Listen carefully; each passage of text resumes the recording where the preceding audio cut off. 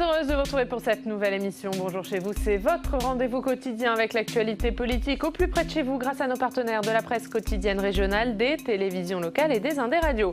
Nous sommes ensemble pendant 1h30 et au menu du jour, c'est la rentrée pour les communistes. Ils tiennent aujourd'hui et demain leur journée parlementaire. Ce sera à Martigues. On va en parler avec le sénateur communiste des Hauts-de-Seine, Pierre Ouzoulias. Il est avec nous. Dans une demi-heure, l'invité politique, c'est Frédéric Pechnard, le vice-président de la région Île-de-France, membre des Républicains. Et puis toute la semaine, vous le savez, on est en Charente-Maritime sur la route du Tour. Aujourd'hui, nous verrons que les départements jouent un rôle important tout au long de la course. Vous ne le savez peut-être pas, mais ce sont eux notamment qui sécurisent la route des coureurs. Et enfin, dans le Club des territoires, on parlera de la bataille au sein des députés de La République En Marche. Il se cherche un nouveau président de groupe et les résultats du premier tour montrent un groupe très éclaté. Mais avant cela, voici les autres informations de ce jeudi 10 septembre. Le gouvernement va devoir prendre des décisions difficiles dans les 8 à 10 jours maximum. Selon le président du Conseil scientifique, Jean-François Delfraissy, il juge inquiétant le niveau de l'épidémie de Covid en France. Un conseil de défense sur le sujet doit se tenir demain. Et c'est dans ce contexte que le gouvernement annonce que les parents contraints de garder leurs enfants en raison de fermeture d'école et ne pouvant télétravailler bénéficieront du dispositif de chômage partiel. Ils auront un revenu de remplacement dès le premier jour et au plus tard jusqu'à la fin de la période d'isolement. Scrutin serré donc à la présidence du groupe La République En Marche à l'Assemblée nationale. Christophe Castaner est arrivé en tête, mais il est talonné par Aurore Bergé. Le second tour oppose donc ce matin les deux candidats. François de Rugy pourrait en être l'arbitre. Il a annoncé qu'il voterait pour Aurore Bergé. C'est le bazar. Et on débute donc avec le sénateur du jour, élu des Hauts-de-Seine, siège dans le groupe communiste, républicain, citoyen et écologiste. Bonjour Pierre Ouzoulias. Bonjour Anne. Merci beaucoup d'être avec nous ce matin. On va commencer par ces questions d'actualité et cette crise sanitaire. Les cas qui se multiplient en France, les départements en alerte. Jean-François Delfraissy qui juge le niveau de l'épidémie inquiétant. L'Île-de-France est particulièrement touchée. Est-ce que vous êtes inquiet? Est-ce qu'on est prêt à faire face à cette deuxième vague? Moi, je vais vous répondre en tant que usager du RER B. J'habite Bourg-la-Reine, donc je viens au Sénat RER. Et hier soir, il n'était pas très tard, 19h, et il était absolument bondé. Il n'y avait pas de ventilation, tous les gens avaient des masques, mais je ne vois pas comment on peut aujourd'hui prendre des mesures sanitaires alors que l'offre de transport est... Comme d'habitude, c'est chronique sur cette ligne, toujours aussi faible. Donc il y a un discours culpabilisant du gouvernement vis-à-vis des Français et des Françaises en disant que finalement ils sont responsables de la montée de la pandémie. Moi, ce que je vois, c'est qu'au quotidien, malheureusement, il n'y a pas des moyens qui ont été mis pour satisfaire les contraintes sanitaires. Et le souci majeur, il est là. Et que donc toutes les mesures ne sont pas prises par le gouvernement? Non. Uniquement par le gouvernement. Il faudrait par exemple lisser les horaires de travail, faire des horaires de travail différenciés pour désengorger les transports. Alors c'est spécifique à l'Île-de-France, c'est la région où les transports sont le plus engorgés. Mais dans cette région, il faudrait que le ministère du Travail fasse quelque chose? Mais je pense qu'il y a un discours contradictoire du gouvernement qui est de dire à la fois il faut que tout le pays se remette à travailler pour que l'économie redémarre et qui est incapable matériellement d'assurer la protection des salariés et de ses propres fonctionnaires. Parce qu'aujourd'hui, un fonctionnaire, il paye ses masques quand même, c'est une réalité. Donc il faut mettre des moyens en face des exigences sanitaires, ça n'a pas été fait. Vous savez, pour une famille populaire, et il y en a quelques-unes dans les Hauts-de-Seine, le coût des masques à la journée pour les gamins et la famille, c'est extrêmement élevé. C'est un gros budget. Ça repose la question de la gratuité des masques. Pour vous, c'est à l'État de les fournir? C'est fondamental. C'est fondamental. Comment on peut expliquer aux gens que c'est quelque chose d'indispensable, que c'est un outil sanitaire fondamental et ne pas faire et ne pas pouvoir en mettre à leur disposition. Voilà. Les familles, elles doivent faire face aussi à une hausse sans précédent du coût de la rentrée scolaire auquel s'ajoutent les masques. Il y a un problème social qui n'est pas pris en compte par le gouvernement.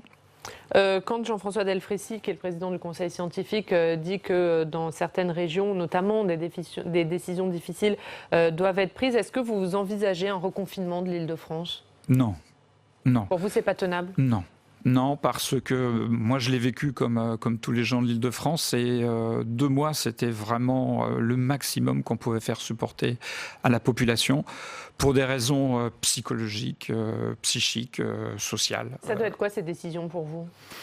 Moi, je pense qu'il faut mettre en place des politiques beaucoup plus fines et discriminées en fonction des risques que prennent les individus. Il y a des individus, on l'a vu pendant la crise, qui ont pris beaucoup plus de risques que les autres. Donc c'est cela qu'aujourd'hui il faut aider, parce qu'on sait que si... On a appelé les premiers de corvée. Voilà, tout à fait. Ceux qu'on continue à faire vivre le pays quand nous étions reclus chez nous. Parce que si eux, ils lâchent, là, on est face à des difficultés majeures. Et puis, il faut continuer à aider l'hôpital. Moi, je n'ai pas le sentiment que la situation de l'hôpital se soit nettement améliorée depuis les applaudissements du 20h. Vous parliez de la rentrée scolaire avec notamment des fermetures de classes, des fermetures d'écoles, et le gouvernement qui a donc annoncé hier soir que c'est le dispositif de chômage partiel qui serait mis en œuvre pour les parents ne pouvant télétravailler et étant obligés de garder leurs enfants. Pour vous, c'est la bonne solution ? Je pense que c'est indispensable. Pour les écoles, la rentrée est extraordinairement compliquée. Pour des raisons sanitaires, mais pour des raisons pédagogiques aussi. Le gouvernement a considéré que finalement, pédagogiquement, ces 2 mois avaient été une période neutralisée. Non, il y a des apprentissages qui n'ont pas été faits. Et au Sénat, d'ailleurs, de façon assez unanime, nous avions souhaité qu'il y ait un aménagement de la rentrée pour permettre une remise à niveau de ceux qui ont plus perdu pendant cette période. Parce que là aussi, il y a eu des inégalités très très fortes de la façon dont les élèves ont vécu le confinement. Ils n'ont pas tous eu un ordinateur à la maison. Cette crise sanitaire qui entraîne une crise économique, une crise sociale et les annonces de suppression d'emplois qui se multiplient. Un dernier en date, c'est hier chez Auchan qui annonce supprimer 1475 postes en France. Comment on fait pour éviter une véritable casse sociale ? Mais il faut voir d'abord que parmi les entreprises qui licencient, il y en a beaucoup qui projetaient de le faire depuis longtemps. Et qui utilisent la crise sanitaire pour avoir un prétexte qu'ils considèrent comme non discutable. Donc là, les services de l'État devraient intervenir pour regarder quelle est la réalité de la situation économique des entreprises. Intervenir de quelle manière, du coup ? Empêcher ces licenciements ? On sait que l'État peut empêcher ces licenciements dans certains cas ? Il ne s'est plus donné les moyens d'empêcher les licenciements de l'État et ça fait longtemps. Mais on a besoin d'un contrôle pour savoir ce qu'il y a réellement derrière. Je connais beaucoup d'entreprises où on sent très bien que ce n'est pas la situation économique. C'est la volonté de poursuivre des délocalisations, la rationalisation de l'appareil productif, etc. Donc les causes ne proviennent pas uniquement du Covid. Mais après, et puis je pense qu'on parlera de l'insécurité, ce que je ressens moi dans la population, c'est une insécurité sociale majeure. Et justement, on va en parler de l'insécurité, puisqu'hier avait lieu ce séminaire gouvernemental. Il a été beaucoup question de l'insécurité et de lutte contre les séparatismes. Un projet de loi doit être présenté dans les prochaines semaines sur ce sujet. Avant d'en parler avec vous, on regarde ce sujet de Flora Sauvage. C'est l'une des mesures fortes du projet de loi contre les séparatismes. Elle permettra, d'après le ministre de l'Intérieur et la ministre déléguée à la citoyenneté, de légiférer sur plusieurs zones grises juridiques. Le gouvernement veut mettre en place un contrat d'engagement sur la laïcité avec toutes les associations, même celles sportives ou culturelles. En cas de non-respect, l'État coupera leurs subventions et demandera même un remboursement. Dans la pratique, plusieurs élus de France ont déjà mis en place une charte comme celle-ci. Le gouvernement veut l'inscrire dans la loi. Le projet de loi envisage aussi de pouvoir fermer une association ou une chaîne YouTube, par exemple, en cas de prêche radicale avérée. Dans les tuyaux également, l'interdiction des certificats de virginité effectués avant certains mariages religieux. Une pratique marginale, concède Gérald Darmanin, mais qui n'est pas interdite pour l'instant. Le ministre veut pénaliser les médecins qui réalisent ces actes. S'agissant notamment des questions de l'effectivité des sanctions, d'autres mesures, je l'ai dit, vont être annoncées dans les prochaines semaines en parallèle de la présentation du budget.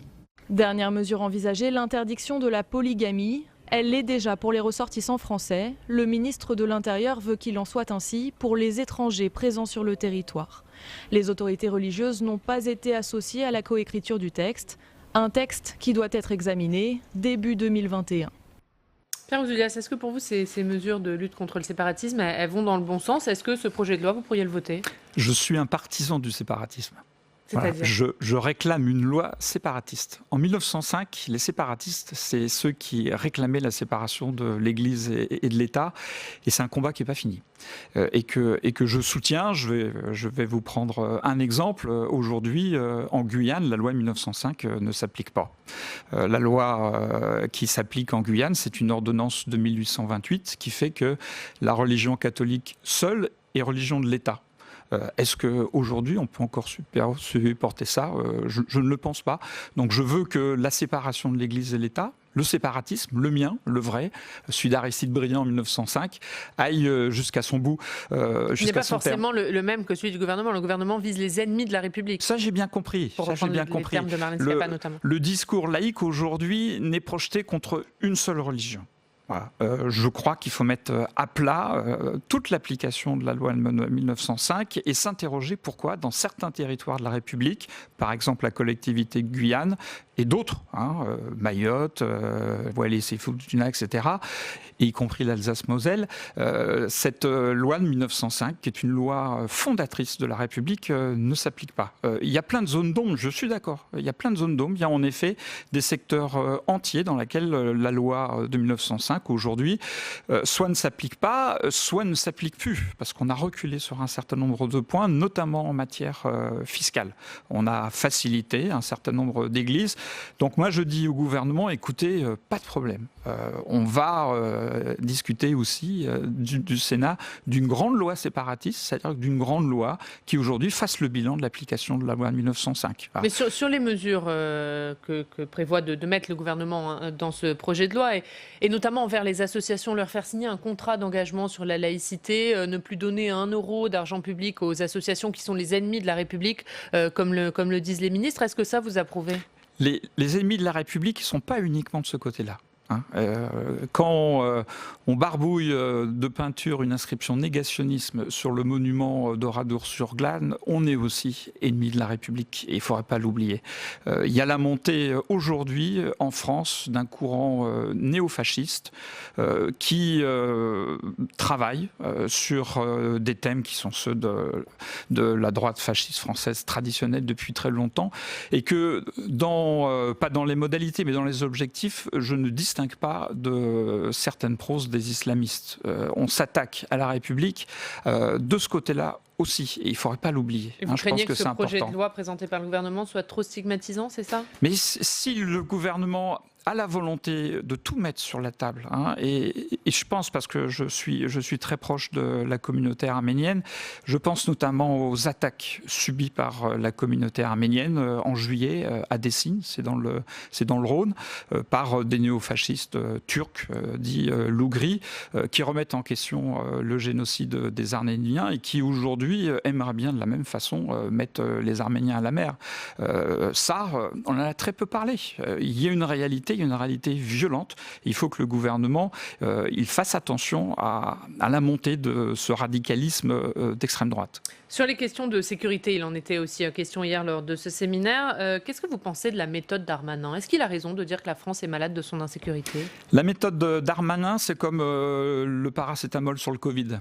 C'est-à-dire qu'on soigne les effets et pas les causes. Voilà.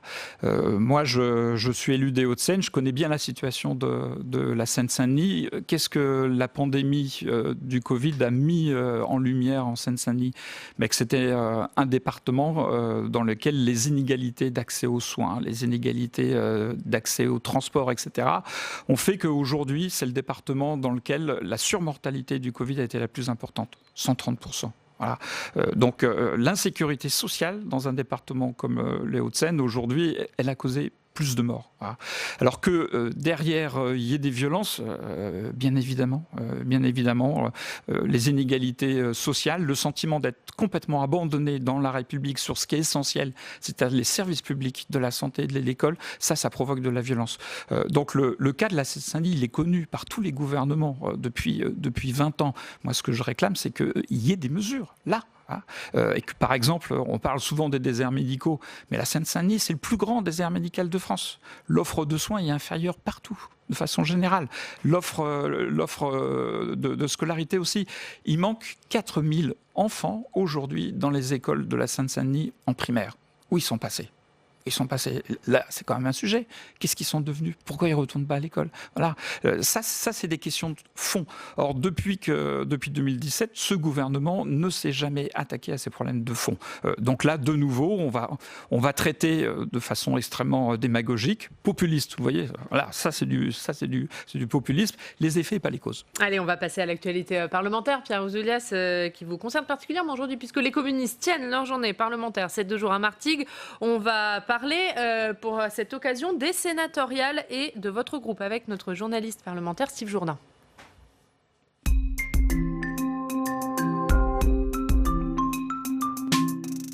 Et bonjour Steve.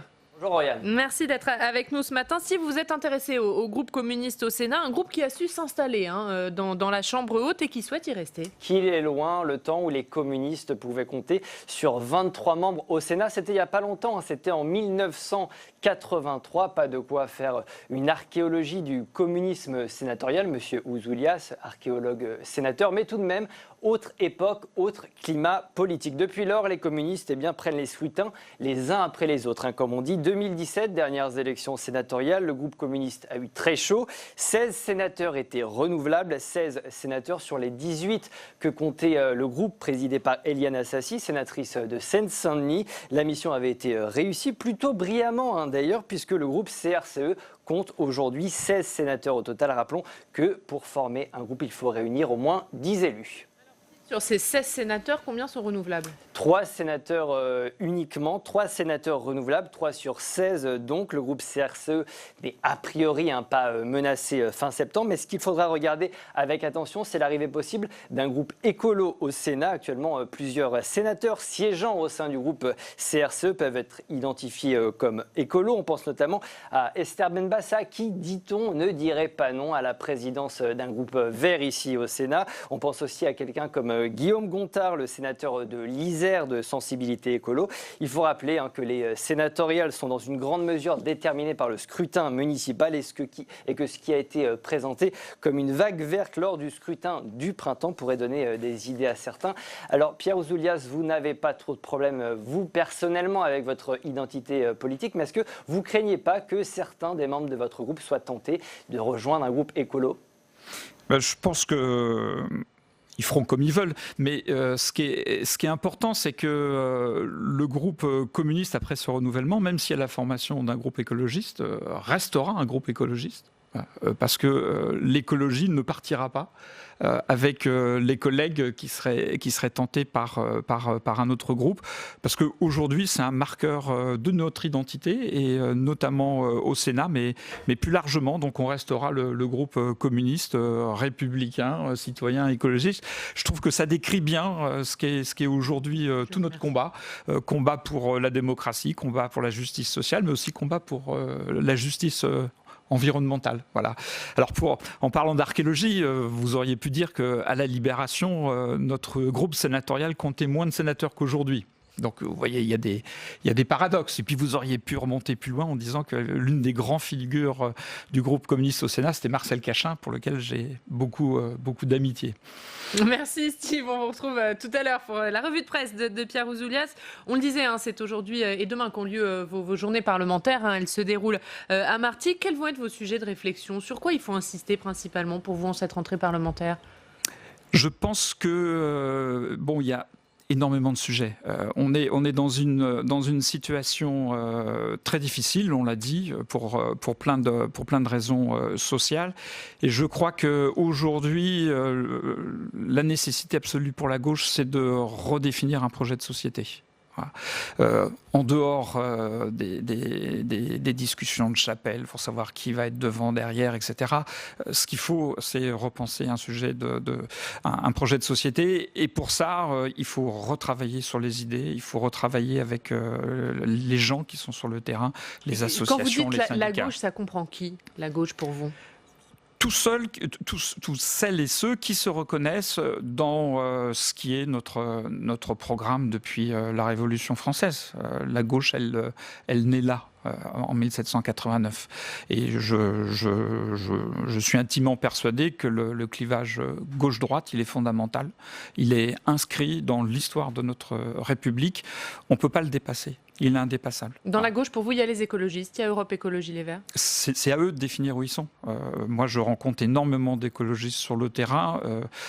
Ils sont de gauche comme moi, avec des pratiques militantes différentes, une expérience différente. Moi, je suis la 4e génération d'élus communistes. Évidemment, c'est un peu différent. Mais moi, je me reconnais pleinement à gauche avec mes camarades d'Europe Écologie Les Verts dans les Hauts-de-Seine. J'ai aucune difficulté avec ça. Après, c'est à eux de définir leur projet de société par rapport à celui que porte la gauche depuis 1789. Et pour vous, l'avenir du Parti communiste, il peut encore se faire seul ou il ne peut se faire désormais que dans cette grande coalition de gauche ? Les deux. Les deux. Il faut que le Parti communiste redéfinisse son projet politique et je pense qu'on peut le définir assez simplement en disant que le Parti communiste au XXIe siècle, c'est le parti des communs. Pourquoi on a besoin aujourd'hui des communs ? L'environnement, c'est évidemment un commun qui est évident et il faut qu'on le gère collectivement. Les solutions individuelles ou les solutions nationales ne suffiront pas. Donc le programme de Parti communiste, c'est celui-là. La gauche doit définir en fonction de la culture de chacun quel pourrait être un projet commun. Allez, on va aller, comme tous les jours, on va aller dans une rédaction locale. On a beaucoup de choses. On va aller dans une rédaction locale, on va aller à Lyon. On va retrouver nos partenaires du Progrès. Bonjour Sébastien Calmar, merci beaucoup d'être avec nous ce matin, journaliste, chef d'info au Progrès. Et aujourd'hui, Sébastien, on va parler sport et politique. Oui, en effet, on va parler du Tour de France précisément. Hein. C'est l'un des événements sportifs de la rentrée qui a été repoussé, comme on le sait, du mois de juillet au mois de septembre pour cause d'épidémie de Covid. Ce Tour 2020, il arrive à Lyon.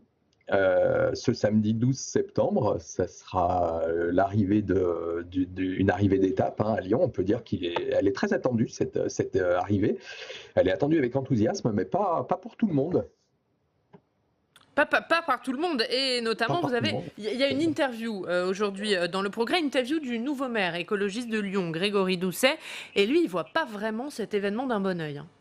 Bah oui, ça peut paraître paradoxal dans la ville, dans la municipalité, prône l'usage du vélo, le sacro-saint vélo. Le maire écologiste de Lyon, il aime le vélo, mais il aime pas trop le Tour. Il le dit sans embâche dans le Progrès ce jeudi. Pour lui, la grande boucle, c'est une machine polluante. Il cite dans le désordre les véhicules à moteur thermique qui suivent le Tour, les déchets engendrés par l'événement.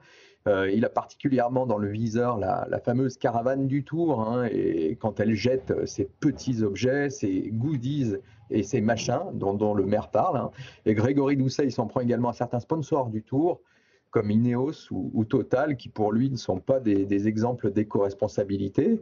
Au rayon coronavirus aussi, le maire est encore inquiet de voir le Tour de France débarquer dans sa ville, alors que selon lui, il y a de plus en plus de cas de contamination dans et autour du peloton.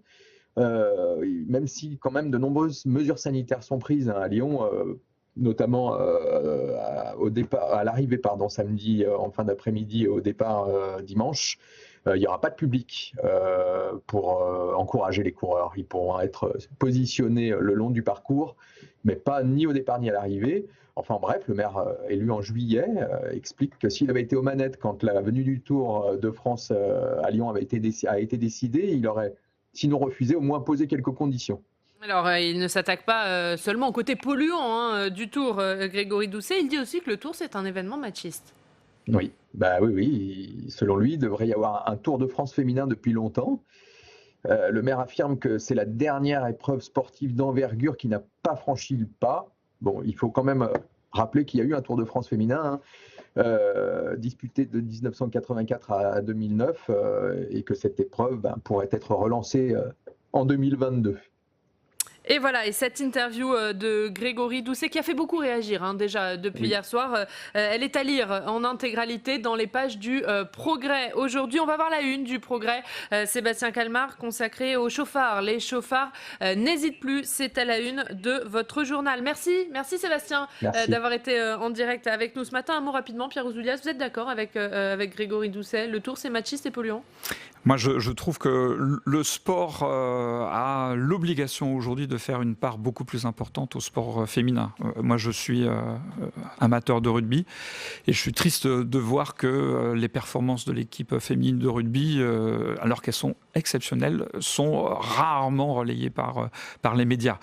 Donc, il y a un problème très général qu'il faut traiter. Allez, on va terminer avec votre revue de presse maintenant, Pierre Ouzoulias. On va retrouver Steve Jourdain.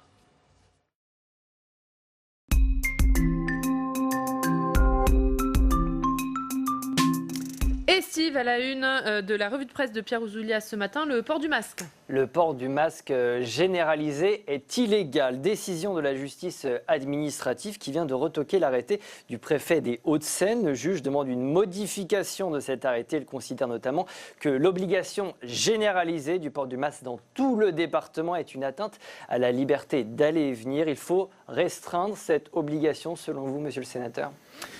Oh, alors, merci pour cette question. Il y a plusieurs choses. Moi, au moment de la pandémie, je portais le masque de façon systématique, et encore aujourd'hui, à l'intérieur, dehors, partout, parce que c'était une façon pour moi de montrer que je participais à un effort collectif, à un effort de la nation pour qu'on évite la propagation du virus. Et c'était une façon de montrer une forme de solidarité avec celles et ceux qui étaient touchés. Voilà.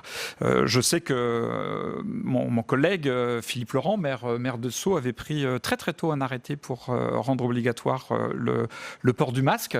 Le préfet des Hauts-de-Seine avait déféré cet arrêté devant le tribunal administratif qui avait été cassé. Bon, aujourd'hui, je vois que l'État lui donne raison.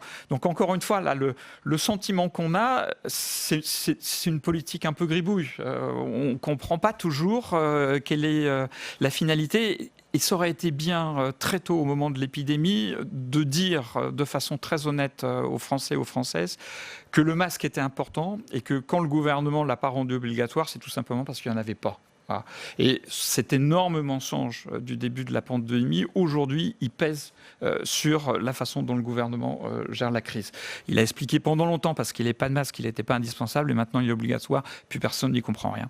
Et on va continuer à parler de cette crise sanitaire et de cette épidémie qui progresse dans le département des Hauts-de-Seine, Steve, avec des classes qui ont été fermées. Ouais, Levallois-Perret, 5 classes de primaire ont été fermées dans 2 établissements publics de la ville. À l'école Françoise Dolto, la directrice de l'établissement a contracté le virus. 3 cas ont également été détectés à l'école primaire Buffon. En conséquence, 3 classes différentes ont été fermées. Allez, on va terminer sur une note culturelle. Sur une note de politique culturelle. La culture accessible à tous, c'est l'objectif du Pass Malin, une carte de réduction valable au sein d'établissements touristiques et culturels. Les Hauts-de-Seine et les Yvelines sont partenaires du dispositif, un dispositif facilité par le rapprochement entre les 2 départements. Ce rapprochement, c'est une bonne chose, Pierre Ouzoulias ? Non. non, moi je fais campagne contre, parce que je trouve que la fusion des 2 départements, Yvelines et Hauts-de-Seine, ça va faire une région supplémentaire au cœur de l'Île-de-France, une région de 3 millions d'habitants et un club de riches, parce que c'est quand même l'objectif. Et moi je considère, parce que là encore je suis attaché à 1789, je pense que ce qui est important dans le département, c'est la proximité. Or, quand vous fusionnez comme ça 2 entités qui font 3 millions d'habitants, vous perdez de la proximité, et on voit bien que là, en l'occurrence, c'est ce que les gens ont besoin.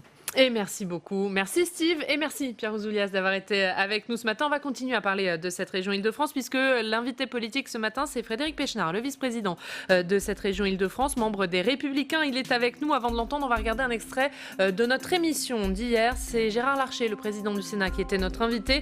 Il a répondu pendant 1 heure aux questions de la presse quotidienne régionale et il est notamment revenu sur l'insécurité. Pour lui, ce n'est pas un sentiment, mais une réalité. On l'écoute. Par contre, c'est vrai qu'il y a une banalisation de la violence, mais nos concitoyens n'en peuvent plus de la violence.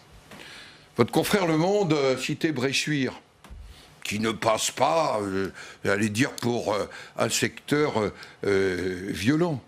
Les images de Grenoble, les images de Toulouse, ce qu'on a vu sur les Champs-Élysées, mais aussi, tout simplement, ce qui m'a été raconté à Nîmes, vendredi dernier, qui fait que le maire de Nîmes a demandé rendez-vous au ministre de l'Intérieur. C'est un territoire dans lequel il y a eu un effort très, de continuum de sécurité engagé avec l'État, mais qui est dans une situation très difficile. Mais montant vers Alès, la commune de Fontanès, des élus agressés, une insécurité. Donc, il s'agit aujourd'hui d'apporter une réponse. À ceux qui ont dit, et souvenez-vous, il y a eu 10 jours, la droite s'empare de ce dossier. Le gouvernement s'en rend tellement compte qu'il y consacre aujourd'hui un séminaire. Et qu'il y consacre, me semble-t-il. Moi, je pense qu'il faut réfléchir au continuum de sécurité. On nous promet depuis 2 ans un livre blanc sur la sécurité. Je l'ai rappelé d'ailleurs au Premier ministre. Promis par Christophe Castaner. Oui. Oui.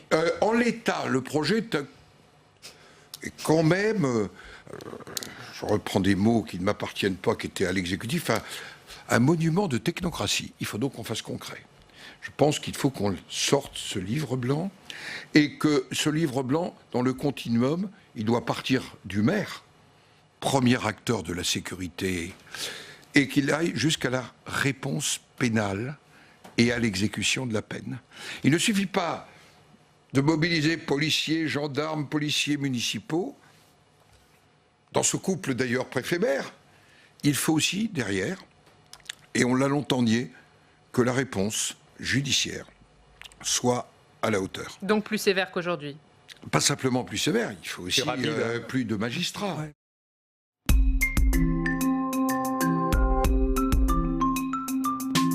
Et notre invité politique ce matin, c'est Frédéric Pechnard. Bonjour. Bonjour. Merci beaucoup d'être avec nous, vice-président de la région Île-de-France, membre des Républicains. On est ensemble pendant 20 minutes pour une interview en partenariat avec la presse quotidienne régionale représentée par Christelle Bertrand. Bonjour Christelle. Bonjour, du Frédéric groupe Pechnard. La Dépêche, merci d'être avec nous. On va continuer à parler de ces questions de sécurité. Vous êtes un spécialiste de ces questions, Frédéric Pechnard. Et le séminaire gouvernemental avait lieu hier sur ce sujet, question de sécurité, question de lutte contre le séparatisme aussi, on va en parler. La France est malade de son insécurité, dit le ministre de l'Intérieur, Gérald Darmanin. Qu'est-ce que vous pensez, vous, de la méthode Darmanin ? D'abord, je pense qu'il a raison. On a un problème d'insécurité en France. L'insécurité, ça a toujours été un problème depuis... Moi, vous savez, j'ai été policier pendant plus de 30 ans, donc c'est des sujets que je connais bien, ça a été toute ma vie d'homme. Mais en ce moment, on voit bien que depuis quelques années, il y a une montée de la violence dans notre pays. Je vous donne un exemple. Le nombre des homicides en France a diminué de moitié entre 1990 et 2012. Donc un pays où on tue 2 fois moins était un pays qui me semblait être sur la voie d'un certain apaisement. Eh bien depuis 2014, le nombre d'homicides repart à la hausse. Alors certes, nous avons eu des attentats terroristes, mais 2019 est la plus mauvaise année de ces dernières années, si j'ose dire, et il y a une augmentation de 9% des homicides par rapport à l'année dernière. Or ce sont des chiffres qui sont importants parce que les homicides, c'est des sujets qui sont particulièrement graves, c'est évidemment le sommet de la violence et c'est enfin des choses qu'on connaît très bien. Vous voyez, dans le même temps, il y a une augmentation des coups et blessures volontaires et il y a également une augmentation des agressions sexuelles et des viols. Comment vous expliquez ces augmentations ? Mais il faut faire attention, excusez-moi, quand on parle par exemple d'augmentation des plaintes pour viol, on ne sait jamais trop dire s'il y a réellement une augmentation des viols, ou si, ce qui est une mauvaise nouvelle, ou si ce qui pourrait être une bonne nouvelle, c'est qu'il y a plus de femmes qui portent plainte. Par contre, c'est pour ça que prendre les homicides, c'est un item qui est très intéressant, parce qu'on voit bien qu'il y a une augmentation de la violence depuis quelques années dans notre pays. C'est d'ailleurs pas seulement dans notre pays, c'est-à-dire qu'on s'aperçoit que c'est un phénomène qui touche un certain nombre de pays dits de l'Occident, et puis on a bien vu aussi que, par exemple, un certain nombre de manifestations, je pense aux Gilets jaunes, mais pas uniquement aux Gilets jaunes, tournent à peu près systématiquement à la violence, ce qui était beaucoup moins le cas il y a quelques années, et beaucoup moins le cas quand j'étais moi-même directeur général de la police nationale, quand Nicolas Sarkozy était président de la République. Comment vous expliquez cette augmentation des chiffres ? Responsabilité de l'État ou est-ce que la société change ? Alors, c'est une très bonne question et si on savait y répondre, ma foi, je pense qu'on arriverait assez rapidement à comprendre et à circonscrire le phénomène. Probablement quand même, on peut considérer que ça va avec la perte de l'autorité de l'État. C'est-à-dire que petit à petit, on voit bien que les symboles de l'État sont de plus en plus contestés. Alors non seulement, bien sûr, les policiers et les gendarmes, on voit en plus en plus de difficultés, sont attaqués, mais également les pompiers, mais également les maires, etc. Voilà. Donc on a une perte globale de l'autorité de l'État, on a un recul de la République, et ce sont des phénomènes qui sont très inquiétants quand on vit dans une République, quand on est républicain, ce que je suis, quand on est démocrate, ce que je suis, bien sûr. Également, on voit bien qu'il y a un sujet. Alors moi, je pense que... parce qu'une fois qu'on a posé ce diagnostic, il faut essayer de trouver une solution. Je pense que la première difficulté, c'est j'allais dire l'absence de sanctions, ce n'est pas vrai naturellement, mais les difficultés de sanctionner et le fait que de plus en plus de personnes pensent qu'ils sont intouchables ou qu'ils échappent à la sanction. Or, donc clairement trop de laxisme. J'aime pas trop le mot laxisme parce que vous savez, j'ai toujours entendu dire toute ma vie de policier, les policiers arrêtent, les magistrats relâchent. Ce n'est pas vrai. Les policiers arrêtent, les magistrats condamnent, mais c'est après qu'il y a un problème dans l'exécution de la peine. Donnez quelques exemples. Quand vous êtes condamné à une peine de travail d'intérêt général, par exemple, en France, par un tribunal, je rappelle que quand il y a une condamnation, ce sont des magistrats professionnels qui sont indépendants qui prononcent cette peine. Dans le cadre d'un procès public avec un avocat, un procureur, enfin ce qu'on appelle un état de droit. Donc ces peines, elles doivent être exécutées. Sinon, il n'y a plus d'état de droit. En ce qui concerne les amendes, la moitié des amendes seulement sont recouvrées. En ce qui concerne les peines de travail d'intérêt général, qui peuvent être des très bonnes peines, notamment pour les primo-délinquants ou pour les jeunes délinquants, eh bien vous avez que 20% des peines qui ne sont pas effectuées. Et sur celles qui sont effectuées, la moyenne, c'est 419 jours. C'est-à-dire quand vous avez 16 ans, que vous avez volé une mobilette, vous avez fait une bêtise, vous êtes condamné à une peine de travail d'intérêt général, vous allez la faire 1 an et demi après. Objectivement, ça n'a pas beaucoup de sens. Et ce qui est vrai pour les amendes et pour les peines de TIG est vrai également pour les prisons. Puisque quand vous êtes condamné, alors d'abord les peines de moins de 6 mois de prison ferme sont maintenant impossibles, mais quand vous êtes condamné à moins d'1 an de prison ferme, quoi qu'il arrive, vous n'y allez pas. Donc, qu'est-ce que vous envoyez? Moi, je ne suis pas... vous savez, Beccaria a dit ce qui est important dans une peine, ce n'est pas sa sévérité, c'est sa certitude. C'est d'ailleurs cette parole a été reprise par le Premier ministre Jean Castex. Je suis tout à fait d'accord avec ça. Moi, je ne suis pas quelqu'un qui demande des peines sévères. Je suis quelqu'un qui demande que quand une peine est décidée, elle soit appliquée. Alors, le gouvernement dit vouloir travailler sur cette question des peines avec les collectivités locales. Est-ce que c'est le bon échelon, à votre avis? Alors, sans aucun doute, sur les peines de travail d'intérêt général. C'est aux collectivités territoriales d'aider et de prendre en compte les TIG. Voilà, moi, c'est quelque chose auquel je crois beaucoup. Naturellement, pour les peines de prison, ça peut être quelque chose de tout à fait régalien. Mais quel signal vous envoyez à quelqu'un quand vous le condamnez à 1 an de prison ferme? Je pense par exemple au boxeur qui avait frappé les 2 gendarmes dans le cadre d'une manifestation des Gilets jaunes. Et que cette personne ne va pas en prison. Parce que la peine est systématiquement aménagée. On voit bien que ça s'érode. Vous avez des gens qui ont été arrêtés 15 fois, 20 fois par la police, soit parce qu'ils étaient mineurs, soit parce que les faits n'étaient pas si graves, soit parce qu'ils ont bénéficié de sursis, soit parce qu'ils ont été condamnés à moins d'1 an de prison ferme, qui n'ont jamais été en prison. Comment voulez-vous que les gens comprennent et comment voulez-vous que l'autorité de l'État soit affirmée? Voilà. Donc, là, c'est la première chose qu'il faut faire, je pense, c'est la certitude de la sanction. Quand vous faites une infraction, quelle qu'elle soit, ça peut être un feu rouge, ça peut être quelque chose de très grave, vous devez être sanctionné. Cette sanction, elle doit être juste, elle doit être proportionnée, naturellement. Moi, je n'ai jamais fait partie des gens qui voulaient des sanctions épouvantables, hein. Mais quand vous êtes condamné, vous devez la faire. Et alors, on voit bien que... Aujourd'hui, le gouvernement a un vrai problème, c'est qu'il y a une partie du monde, de la gauche judiciaire, qui considère qu'il faut un numerus clausus dans les prisons. Voilà, alors on ne le dit pas exactement comme ça, mais c'est la réalité, c'est-à-dire qu'on a tant de places de prison, on ne doit pas avoir plus de détenus. C'est pour éviter qu'il y ait 3, 4, 5 personnes par cellule. Ça s'entend en termes de gestion des prisons, mais ça ne s'entend pas du tout en termes de sanctions et en termes d'état de droit. C'est-à-dire que s'il n'y a pas assez de places en prison, il faut en construire. Là, aujourd'hui, l'idée, c'est que vous ne pouvez rentrer en prison que si quelqu'un en sort. Ce qui fait que déjà, on voit que pour la sanction, au départ, quand vous rentrez, c'est pas si simple, puisque vous êtes condamné, vous n'allez pas y aller. Mais vous êtes condamné à 2 ans de prison et vous n'allez pas les faire. Parce qu'il y a un moment où on va faire sortir plus tôt. On a bien vu d'ailleurs au moment du Covid.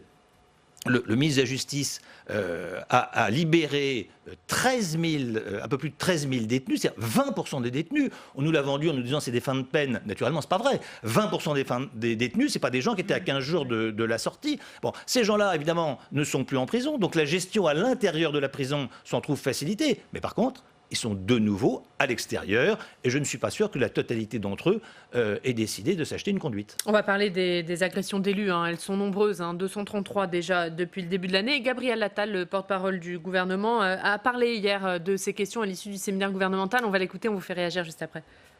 Nous aurons dans les prochaines semaines, sous l'autorité du Premier ministre, un travail avec les collectivités locales pour rendre plus efficaces les sanctions, des sanctions plus proches du terrain, des sanctions effectuées effectivement avec le développement de sanctions éducatives, de travaux d'intérêt général quand c'est nécessaire, et que nous aurons une augmentation du budget de la justice qui a été annoncée par le Premier ministre, qui a notamment parlé d'une mesure qui est le recrutement de greffiers et de magistrats pour rendre notre système judiciaire plus efficace, mais qui permettra le financement et le déploiement d'autres mesures qui seront à cette occasion annoncées par le Premier ministre et le garde des Sceaux. Voilà, donc ça c'est le rappel des annonces qui doivent être faites dans les semaines à venir sur les sanctions, l'effectivité des sanctions, mais sur ces agressions d'élus dont il a été aussi question hier. Il y a notamment une circulaire qui a été publiée en début de semaine par le garde des Sceaux, Éric Dupond-Moretti, et qui demande au procureur de durcir les poursuites à l'encontre des agresseurs d'élus locaux. Est-ce que pour vous cette circulaire est suffisante ? Suffisante, non, c'est une bonne chose incontestablement, mais quand vous entendez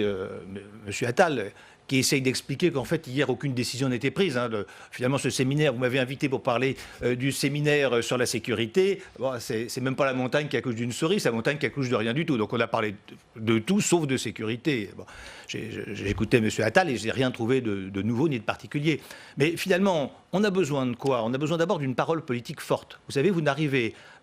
si on reste dans le domaine de la sécurité, mais ça pourrait être dans d'autres domaines, vous ne pouvez arriver à quelque chose dans un pays comme le nôtre que si le président de la République lui-même s'implique. Voilà. C'est-à-dire que quand Nicolas Sarkozy est devenu ministre de l'Intérieur, on était dans une situation politique sécuritaire qui était compliquée, donc il a fait un travail remarquable. Je vous rappelle quand même que pendant 10 ans, la délinquance a baissé en France dans notre pays, mais il avait un ministre de la Justice qui travaillait avec lui, il avait également un président de la République qui était d'accord, on sortait de Jospin Premier ministre, qui avait, je vous rappelle que M. Jospin n'a pas été au deuxième tour, probablement d'ailleurs à cause de l'insécurité et de la notion de ce mot, du sentiment d'insécurité. Et c'est un mot qui est terrible, le sentiment d'insécurité, parce que ça veut dire aux gens, en fait, c'est le fantasme d'insécurité. C'est un sentiment, mais c'est pas vrai, vous n'avez pas été attaqué, vous n'avez pas peur, vous n'avez pas été violé, on n'a pas cassé votre voiture, c'est un sentiment... Voilà. Et c'est insupportable pour les gens qui ont subi ça.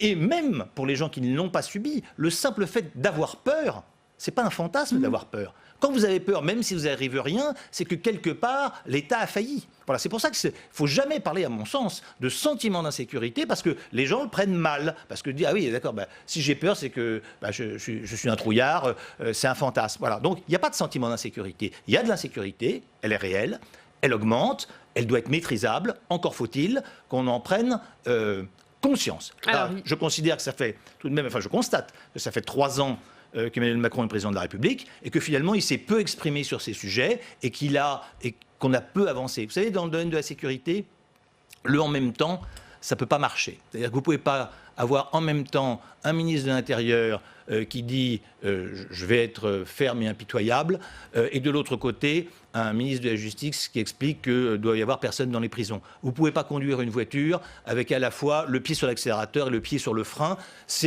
J'ai l'impression que c'est un petit peu ce qui est en train de se passer aujourd'hui. Vous avez le sentiment que le ministre de la Justice détricote un peu le discours que Gérald Darmanin essaye de poser, le constat que Gérald Darmanin Bien sûr, on voit bien qu'ils ne sont pas du tout d'accord, idéologiquement parlant. Voilà, il y a vraiment une vraie différence entre deux. C'est révélateur des difficultés d'Emmanuel Macron vis-à-vis de ces questions de sécurité, cette dichotomie entre ministre de l'Intérieur et ministre de la Justice. Mais bien sûr, parce que ça ne peut pas fonctionner. Ça ne peut pas fonctionner, il faut que tout le monde soit d'accord. Je ne vais pas reprendre mon exemple, mais il faut que tout le monde aille dans le même sens. Alors après, on peut avoir des sensibilités différentes, c'est bien sûr, mais vous ne pouvez pas vouloir aujourd'hui rétablir l'autorité de l'État, faire en sorte que vos policiers ne soient plus agressés, que vos gendarmes ne soient plus agressés, que vos maires ne soient plus agressés, uniquement avec des belles paroles. Il faut une volonté politique forte, et derrière, il faut des peines. Et une fois de plus, ces peines, elles n'ont pas besoin d'être extrêmement sévères. Il ne s'agit pas d'envoyer les gens 10 ans en prison. Il s'agit que quand quelqu'un est condamné à une peine, eh bien, elle soit exécutée immédiatement. Alors, en revanche, il y a eu des annonces un peu plus précises sur le séparatisme, la lutte contre le séparatisme. Depuis quelques jours, un projet de loi est prévu dans les prochaines semaines.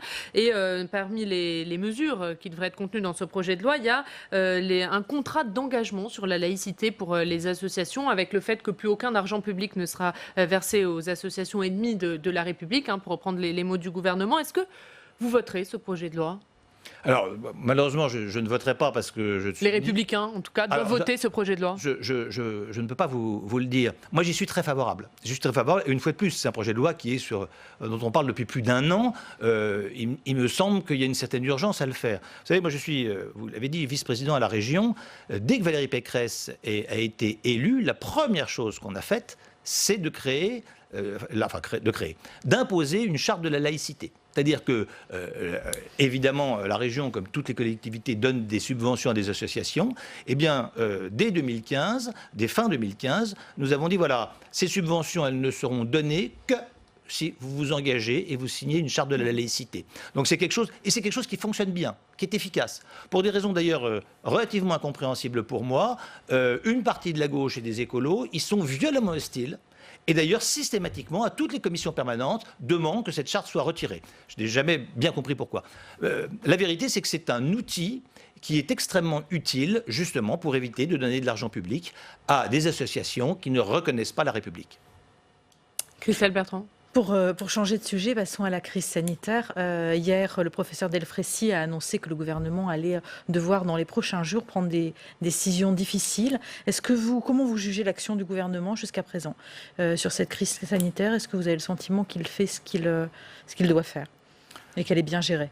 Alors, c'est une crise qui est très difficile à gérer. Et d'ailleurs, la critique est toujours facile. Et en l'occurrence, je vais être un peu plus prudent que la critique que j'avais sur l'insécurité.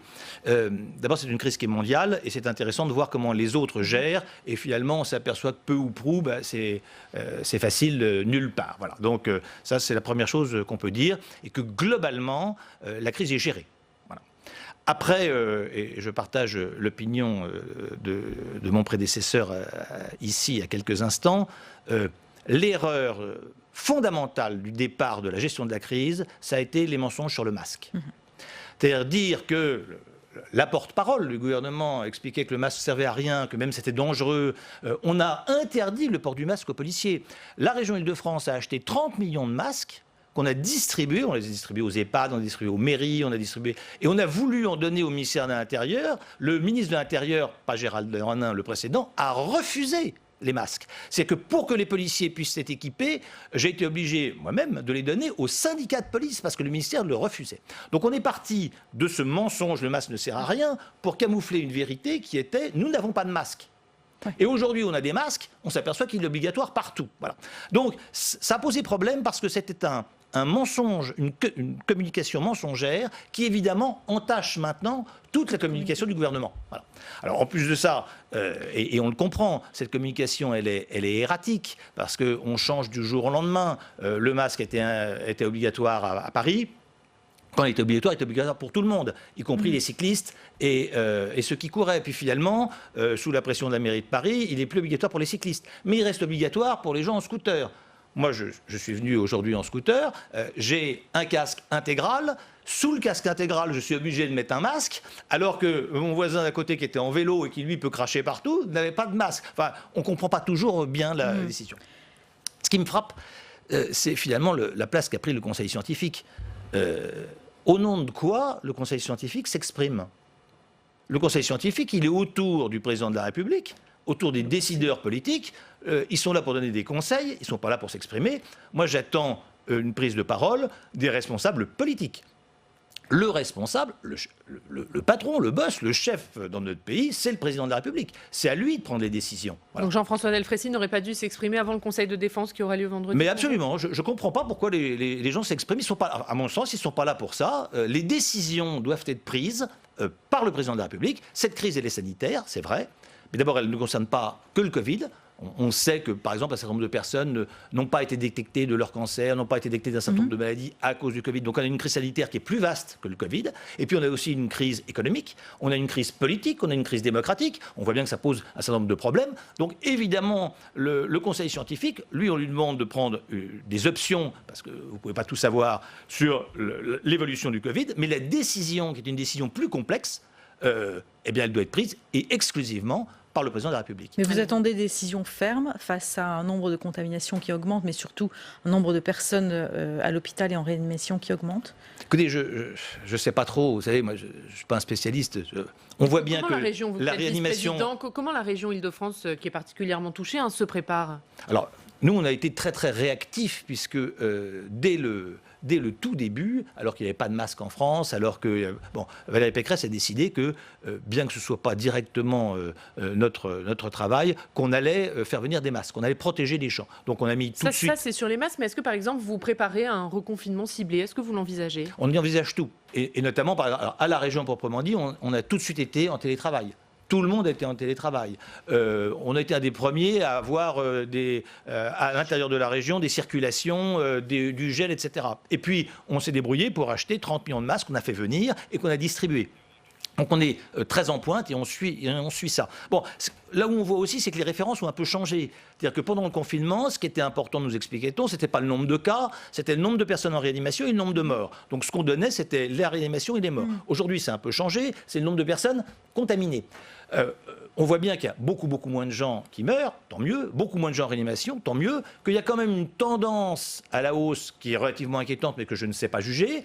Et sur le nombre de personnes qui sont positifs au Covid, évidemment, c'est probablement lié à la nouvelle circulation du virus, c'est lié aussi au fait qu'on teste de plus en plus. Voilà. Donc j'entends des médecins qui disent qu'il y a un risque, il y a un danger, j'ai tendance à leur faire confiance, même si les chiffres ne me paraissent pas extrêmement alarmants aujourd'hui. Vous savez, quand tous les jours, vous annoncez le nombre de blessés, le nombre de gens touchés, le nombre de gens hospitalisés, le nombre de gens qui sont tués, c'est très angoissant finalement, et je ressens cette angoisse comme tout le monde.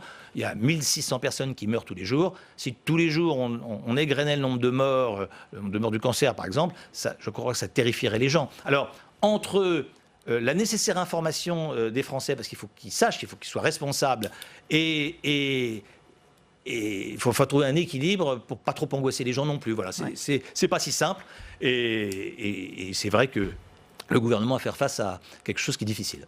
Alors Frédéric Pechnard, ce week-end, les Gilets jaunes s'apprêtent à redescendre dans la rue. Est-ce qu'il faut autoriser ces manifestations ? Eu égard au contexte sanitaire, bien sûr, et au contexte économique. Alors, on voit bien que c'est une très bonne question, et c'est ce que je vous disais un petit peu tout à l'heure, cette crise, elle n'est pas que sanitaire. Elle est politique, elle est démocratique. Bon, alors, d'un côté, vous avez l'interdiction de réunion dans la rue, ou chez les personnes, vous avez le port du masque obligatoire, vous avez la distanciation sociale, bon, ça on a bien compris. De l'autre, on est aussi dans un pays démocratique, on est aussi dans un pays où le droit de manifester est quelque chose, si on parle des Gilets jaunes, il y a le droit de manifester. Pour moi, ce n'est pas le droit de casser, de mettre le feu, etc. C'est deux choses qui sont différentes. Vous avez des manifestants, vous avez des émeutiers, ils ne peuvent pas être traités pareil. Moi, je pense qu'il faut autoriser les manifestations à certaines conditions. Et notamment que les gens qui viennent manifester soient des gens qui soient responsables. C'est-à-dire que vous venez manifester, mais vous devez porter un masque, vous devez garder des distances.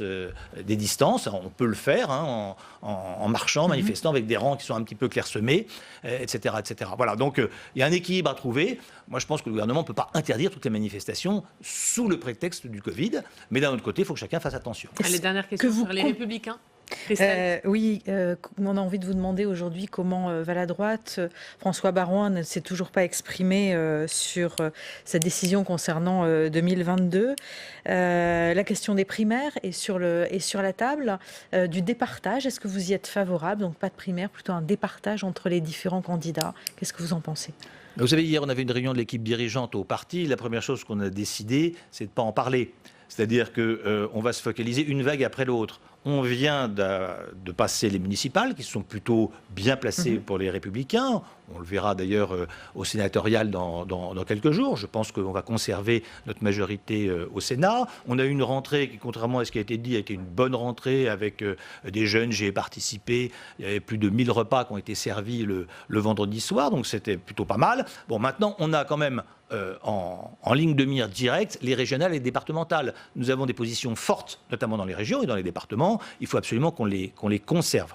Donc, franchement, pour l'instant, notre but numéro 1, ce sont les régionales et les départementales, qui ne seront d'ailleurs pas si simples, puisque un certain nombre de présidents de région qui étaient à LR en sont sortis, mais ils font quand même partie de notre famille politique. Donc on verra après avril 2021 comment on fait. Il faudra avoir un processus de sélection pour notre candidat. Alors, ce que je peux vous dire, c'est que les Républicains présenteront un candidat. Ça, c'est quelque chose. Mais vous n'en parlez pas acté, mais avant les régionales et départementales. Avant, voilà. Alors après, le sujet est clos jusqu'à la fin des élections locales. Merci beaucoup. Merci Frédéric Pechnard d'avoir été avec nous. Merci Christelle. Demain, à votre place, ce sera David Cormand, Frédéric Pechnard, le député européen Europe Écologie Les Verts. Et on passe tout de suite au Club des Territoires. La Mutuelle Nationale Territoriale, la mutuelle des agents des services publics locaux, vous présente le Club des Territoires. NJ, acteur engagé dans la transition zéro carbone des régions, vous présente le Club des Territoires.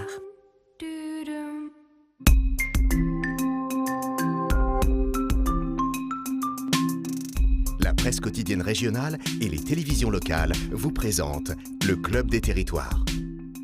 Le Club des Territoires en partenariat avec la presse quotidienne régionale, les télévisions locales et les Indés-Radios. Avec nous aujourd'hui, nous rejoignent Mathilde Sirot du Figaro, Thierry Dupont de Contexte et Jérôme Cordelier du Point. Bonjour, merci beaucoup d'être avec nous. On va parler avec vous du séminaire gouvernemental sur la sécurité. Il avait lieu hier. Et puis on va parler de l'élection du nouveau président de groupe de la République En Marche à l'Assemblée nationale. Les résultats du premier tour montrent un groupe éclaté. Second tour aujourd'hui entre Christophe Castaner et Aurore Berger.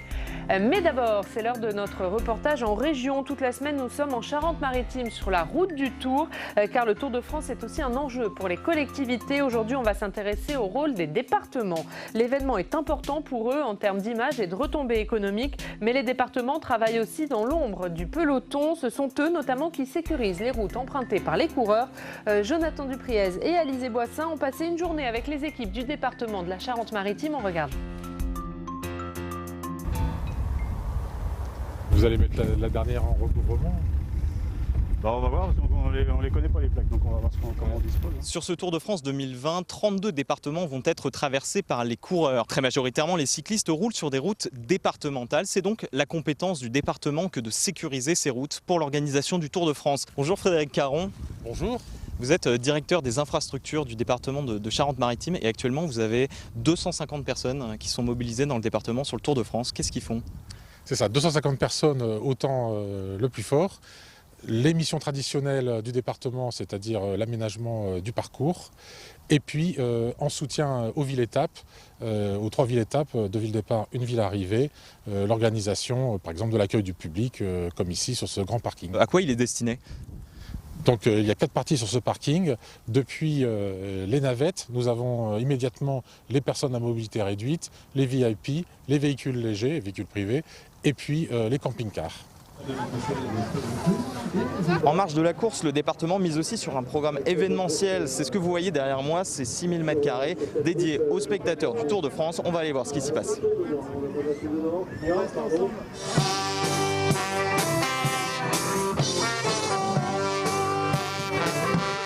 Bonjour Boris Allot. Bonjour. Vous êtes directeur de la culture, du sport et du tourisme au département de Charente-Maritime. Des parcs comme celui-ci, il n'y en a eu que 2 sur le Tour de France, à Nice et maintenant à Châtelaillon-Plage. C'est quoi le principe ? On a des animations qui sont espèce de petits parcs aventure pour les enfants, les jeunes. On a des animations culturelles, musicales, des déambulations de spectacles vivants. Tout pour que les familles se sentent bien. Et qu'est-ce que le département en attend de ce parc, de ces animations ? L'idée, c'est aussi de donner corps aux politiques publiques du département, le sport pour tous, la culture pour tous, ce que le département de la Charente-Maritime est en capacité d'offrir pour ses habitants, ses visiteurs.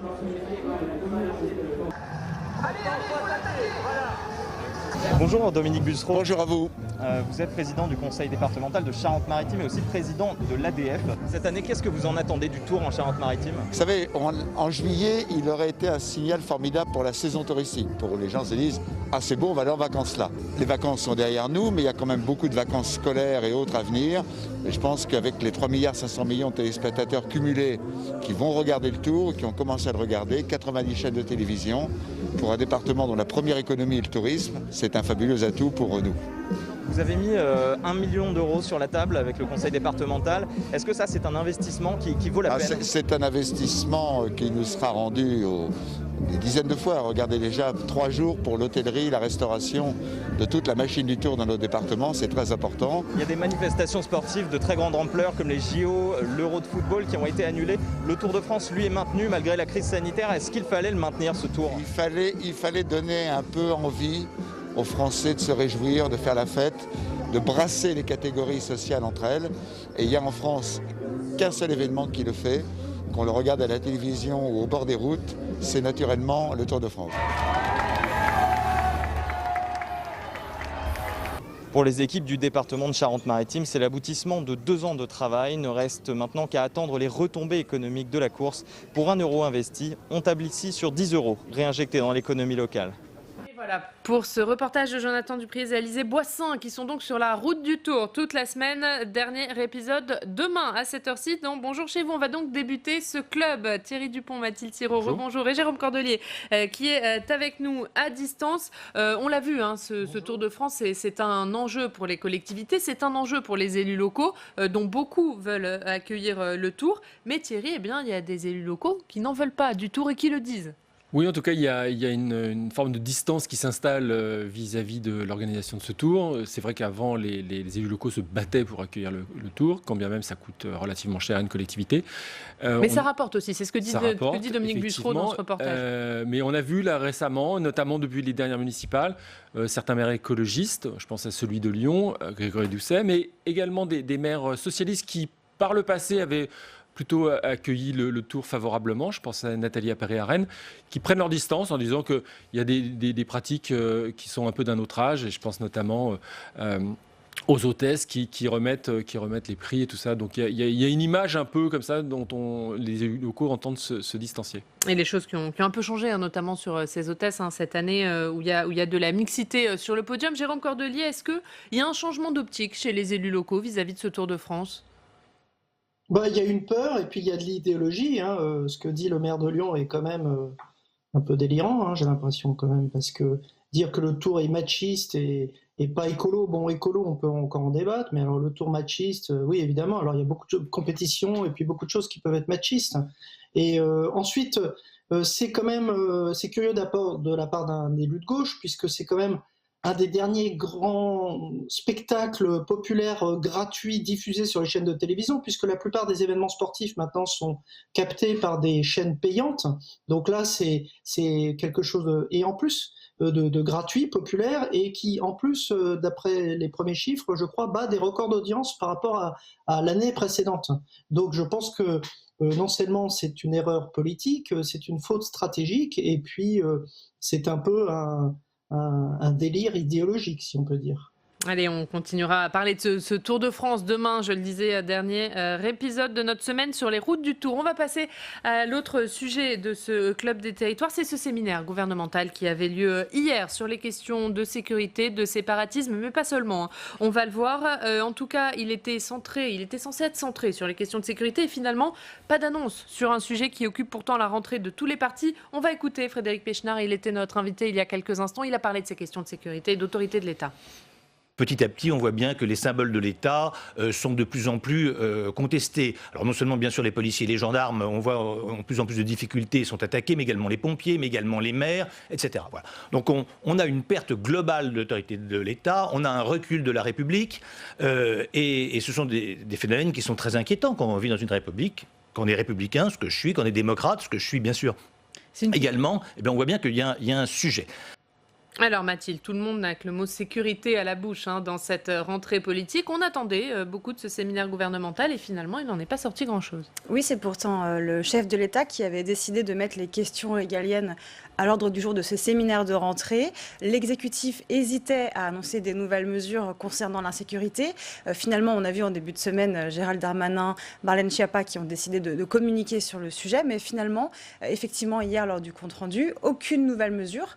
Et les discussions qui ont, semble-t-il, plutôt porté sur la question de la transformation du modèle social, les questions économiques, de retrouver le cœur du projet présidentiel plutôt que de passer du temps sur les questions sécuritaires dont on sait que ce n'est pas vraiment l'un des marqueurs du macronisme. Qu'est-ce qu'il faut y voir, Thierry, sur ce peu d'annonces sur les questions de sécurité hier ?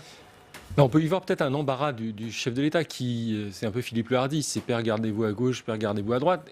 Il navigue un peu à vue. C'est vrai qu'il a cette absence de marqueur sur le régalien depuis le début de son quinquennat.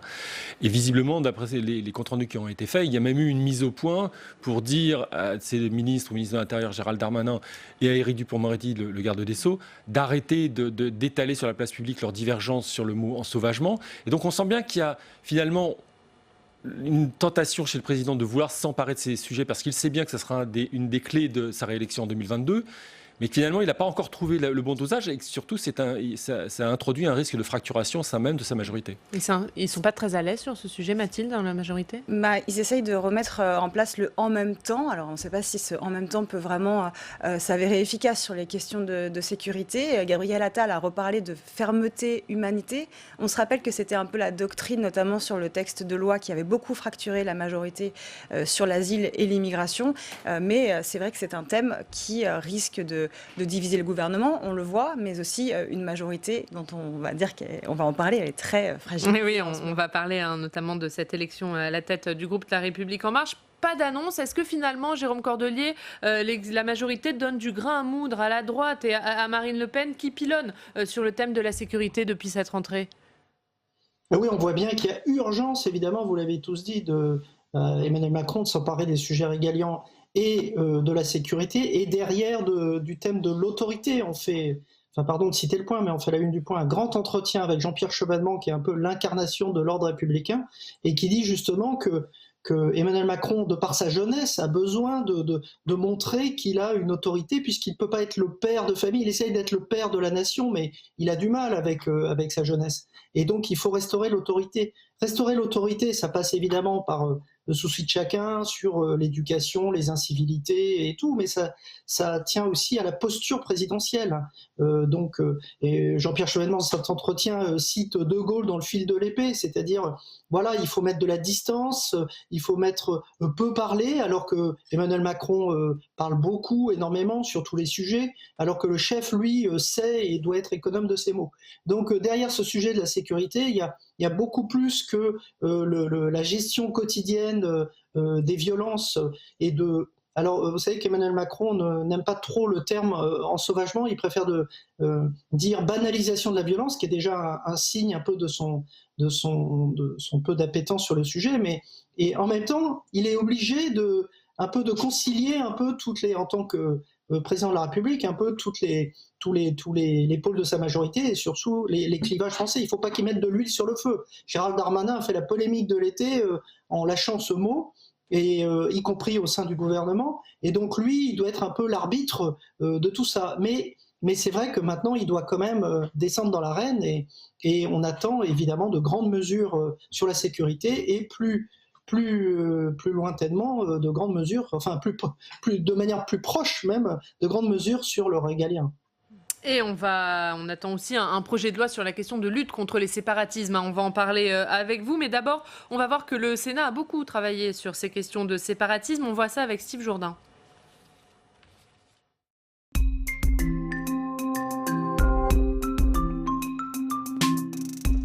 Et Steve, en matière de lutte contre le communautarisme, l'exécutif souhaite donc passer à l'action sur le front législatif. Est-ce qu'il peut reprendre certaines initiatives du Sénat ?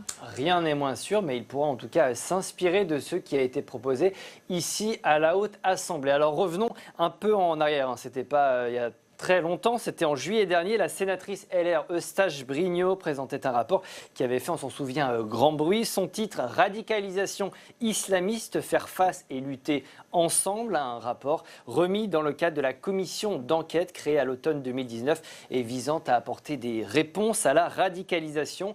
67 personnes entendues, 58 heures de réunion au total. Au terme d'une commission d'enquête marathon, 44 propositions avaient été formulées. Parmi ces propositions, l'amélioration du renseignement territorial, la réactivation de la police des cultes ou encore le traçage des financements des lieux de culte. Voilà en ce qui concerne la commission d'enquête. Mais le Sénat et sa majorité de droite ont également été très actifs en matière d'initiatives législatives. En moins d'un an, 2 textes ont été déposés sur ce thème, donc du communautarisme. Il y a tout d'abord une proposition de loi déposée en novembre 2019 par Bruno Retailleau visant à interdire les listes dites communautaristes aux élections. De telles listes se verraient privées de financement public ou seraient purement et simplement exclues des élections. Il y a également ce texte présenté par Philippe Bas, Bruno Retailleau et Hervé Marseille, texte lui aussi déposé l'année dernière, texte un peu particulier puisqu'il vise à modifier la Constitution. L'objectif est de répondre, je cite, aux revendications communautaristes qui fragmentent notre société.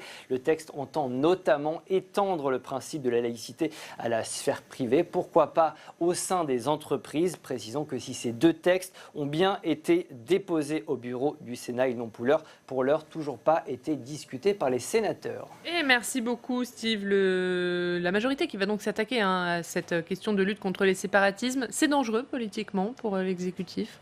Oui, là encore, il va falloir trouver le bon dosage. On sait que l'idée, c'est donc de pouvoir mieux contrôler, sanctionner les éventuelles associations, groupes d'individus qui placeraient les lois d'une religion au-dessus des lois de la République. Mais on sait que l'exécutif cherche surtout à lutter contre l'islam politique. Les questions de laïcité, les questions de religion, c'est vraiment des thèmes qui clivent dans l'espace politique en général et beaucoup aussi au sein de la République En Marche, qui est beaucoup plus à l'aise sur les questions économiques, sociales, mais qui s'est beaucoup déjà divisé sur les questions d'islam et de laïcité. On se souvient des affrontements entre Marlène Schiappa, Aurélien Taché. Alors il a depuis quitté cette majorité, mais même entre Aurore Berger et l'aile plus à gauche de la République En Marche. Il y a donc un risque, Thierry. Oui, d'autant qu'il y a une certaine ambiguïté sur le texte lui-même, parce qu'on sent bien qu'il veut lutter effectivement contre l'islam politique, contre l'islam radical, contre le terrorisme, le terreau du terrorisme, mais également contre la loi des clans dans les quartiers. Donc là, on n'est plus vraiment sur le radicalisme religieux, mais plutôt sur la délinquance et le banditisme. Donc on sent qu'il essaie de répondre à plusieurs choses en même temps, et avec un seul texte, et avec un seul concept, et je ne suis pas sûr que ce soit la meilleure solution. Et on le disait, Mathilde, ce séminaire devait être essentiellement consacré aux questions de sécurité, de lutte contre le séparatisme, et pourtant il a été question de beaucoup d'autres choses hier. Mais il a été question surtout d'un rappel à l'ordre un petit peu sur les questions de communication. Le chef de l'État attend davantage de son gouvernement, c'est assez classique, qu'il défende l'action, qu'il défende le plan de relance, qu'il soit plus à l'offensive. Et il avait l'air plutôt agacé des polémiques qui ont marqué l'été à partir de la fin juillet sur le thème d'ensauvagement. Éric Dupond-Moretti qui a répondu ces derniers jours et qui donne une impression de confusion au sein du gouvernement. Donc il a essayé de siffler la fin de la récréation et surtout d'envoyer aussi son gouvernement au combat des élections intermédiaires, que ce soit départementales et régionales. Et il a été aussi question de réforme, notamment ils ont reparlé de la réforme des retraites, en tout cas Gabriel Attal en a parlé. Jérôme Cordelier, est-ce que pour vous elle va pouvoir se faire, cette réforme des retraites, avant la fin du quinquennat ? Oula, vaste question. Je ne suis pas en plus un spécialiste de la réforme des retraites, mais ce serait bien puisqu'il en avait fait un des grands chantiers du quinquennat. Mais bon, c'est la rentrée, donc là on rouvre tous les chantiers. Le Covid va repasser par là puisqu'on nous promet des mesures difficiles dans 8 à 10 jours. Donc je pense que la réforme des retraites nécessaire, vitale, devra en tout cas avancer puisque sinon ça lui sera reproché lors de la prochaine campagne électorale. Oui, Emmanuel Macron, c'est vrai, cherche à renouer avec les réformes, en fait. Transformer le pays, c'est sa promesse initiale. Et surtout, il cherche, et Gabriel Attal l'a dit, à retrouver les indicateurs économiques pré-crise sanitaire, que ce soit en termes d'investissement, en termes de chômage. Donc ça va être vraiment sa priorité. Pour lui, il considère qu'en fait, en termes de prérequis pour la campagne présidentielle, c'est de pouvoir arriver déjà avec un bilan et une situation économique moins difficile qu'on ne l'annonce aujourd'hui. Thierry. Oui, il veut retrouver ses thèmes favoris. Plus que le régalien, c'est l'émancipation de l'individu, social, économique. Donc il veut retrouver les accents de 2017. Est-ce que ça suffira pour gagner en 2022 ? On verra. On aura le temps d'en parler, vous me direz. Allez, comme tous les jours, on va se rendre dans une rédaction locale. Aujourd'hui, on va aller à Digne-les-Bains, retrouver nos partenaires de la Provence. Et bonjour, Guilhem Ricavi. On est ravis de vous retrouver pour cette nouvelle saison. Vous êtes avec nous tous les jeudis. Vous êtes le directeur des rédactions du groupe La Provence. Et à la une de La Provence aujourd'hui, Guilhem, le Covid, Covid-19, des décisions difficiles attendues. On sait que votre région est particulièrement touchée par cette nouvelle vague. Oui, effectivement, vous le savez, les Bouches-du-Rhône notamment sont dans un niveau de circulation très active du virus. C'est un petit peu moins le cas dans le Vaucluse. Un petit problème de liaison, Guilhem. On espère vous retrouver très, très vite. Ce Covid, évidemment, on parlait de ces réformes. Ce Covid et cette crise sanitaire, qui risque de paralyser l'action réformatrice du gouvernement dans les prochaines semaines, voire dans les prochains mois, Mathilde. Oui, c'est difficile de savoir quelles sont les perspectives sur cette crise sanitaire. L'exécutif, bien sûr, sait que pour relancer l'économie, il va d'abord falloir maîtriser cette épidémie. Qu'il est possible qu'il y ait de nouvelles mesures qui soient prises, notamment vendredi, puisqu'il y a un nouveau Conseil de défense. Donc les décisions vont être discutées et les indicateurs commencent à être de plus en plus inquiétants, notamment sur les questions d'hospitalisation et de réanimation. Allez, on va essayer de retourner à Digne-les-Bains, retrouver Guilhem. Guilhem, on le disait, votre région est particulièrement, le département des Bouches-du-Rhône, particulièrement touché par ce Covid.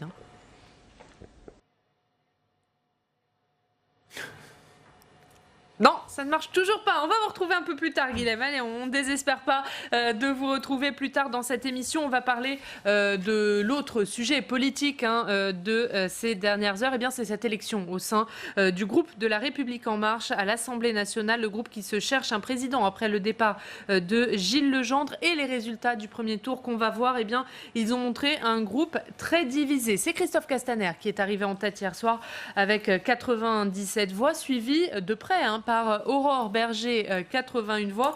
François de Rugy est arrivé troisième avec 59 voix. Est-ce que, Mathilde, c'est lui qui tient la clé de cette élection? Est-ce que ce premier tour, il met Christophe Castaner dans une situation compliquée? Christophe Castaner s'attendait à avoir en tout cas un bien meilleur score. Dans son camp, on décomptait environ 150 voix plutôt que moins de 100. On est loin. C'est compliqué pour lui. François de Rugy donc, a indiqué qu'à titre personnel, il voterait pour Aurore Berger, ce qui est assez étonnant parce qu'on sait que l'ancien ministre vient plutôt de l'écologie, Aurore Berger vient plutôt de la droite et ils ne sont pas forcément très proches à l'Assemblée nationale. Ensuite, c'est difficile de dire ce que feront vraiment ceux qui ont voté pour François de Rugy. À mon avis, ils ne vont pas forcément suivre l'appel de François de Rugy pour Aurore Berger. Donc tout ça va peut-être se répartir de façon équitable entre Christophe Castaner et Aurore Berger. Mais en tout cas, il faut s'attendre à un résultat plutôt serré entre les deux. Coup dur pour la Macronie historique, ces difficultés de Christophe Castaner, Thierry ? C'est un groupe qui vit mal, comme on dit dans le sport. C'est un groupe qui vit très mal. On entend même aujourd'hui des choses du genre et pourquoi on voterait pas finalement des gens de gauche, enfin venus de la gauche, qui disent et pourquoi finalement on voterait pas Aurore Berger. Et finalement, si ça fait péter le groupe, au moins ça clarifiera les choses. Donc quand on en arrive là, c'est-à-dire que la Macronie s'offrirait une nouvelle crise politique en cinémascope pour la rentrée. Franchement, je pense que le président Macron peut rêver mieux. Donc oui, c'est pour l'instant, ça s'engage pas très très bien pour la majorité. Ça s'engage pas bien pour la majorité. Dans ce groupe, il y a Stanislas Guerini, le délégué général de La République En Marche, Jérôme Cordelier. Est-ce que ça montre que Stanislas Guerini n'est plus à même de tenir son mouvement ? Oui, et puis en toile de fond, il y a aussi cette petite saignée qui ont été faits par tous ces députés qui ont quitté le groupe ou qui vont quitter le groupe pour aller dans le groupe Modem, comme on l'avait révélé sur le point.fr.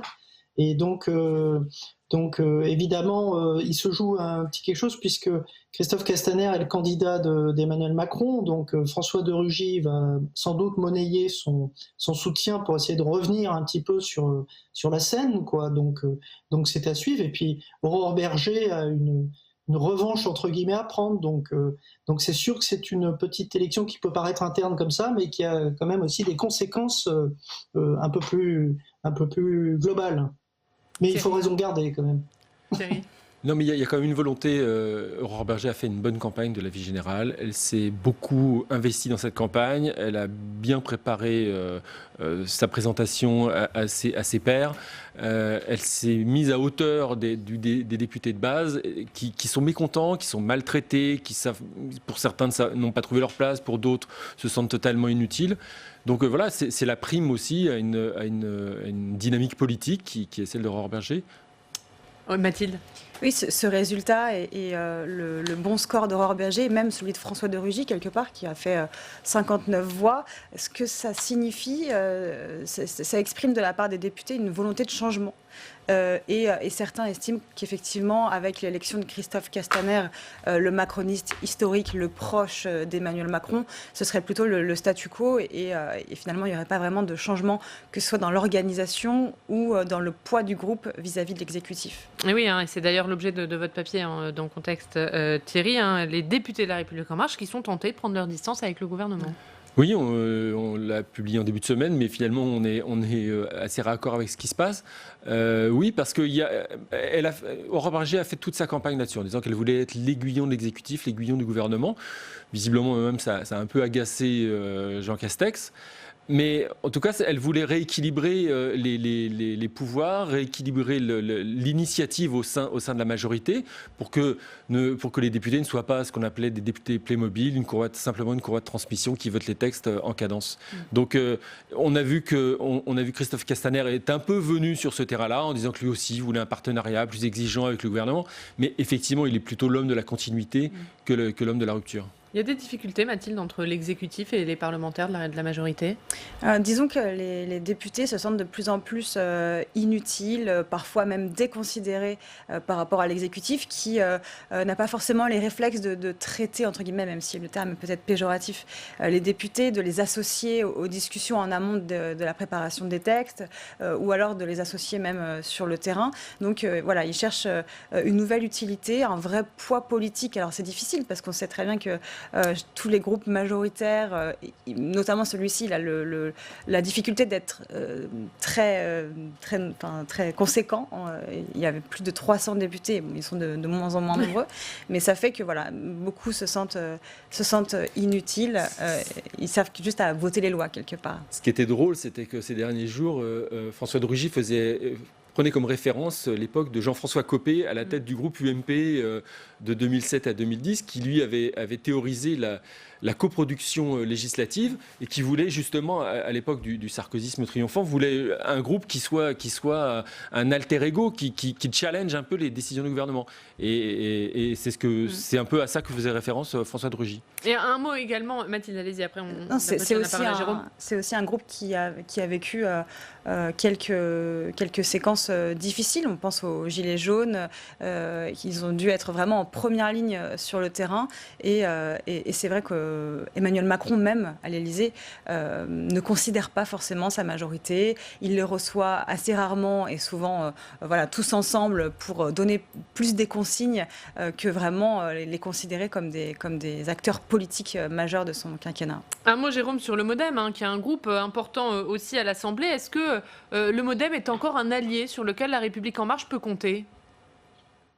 Ah oui, je pense, mais c'est un allié qui veut faire entendre sa voix et qui prépare aussi 2022, qui cherche à peser. Alors le fait que François Bayrou, Highlander, comme on le surnomme au MoDem, revient dans le jeu, et puis il y a aussi ce qui se joue aussi en arrière-plan, même si Bayrou évidemment tient son parti encore, mais François Bayrou vieillit comme tout le monde, et donc il y a aussi une petite guerre de succession qui se joue derrière. Donc il y a beaucoup de choses qui se jouent au MoDem, et le soutien à la majorité présidentielle évidemment en fait partie.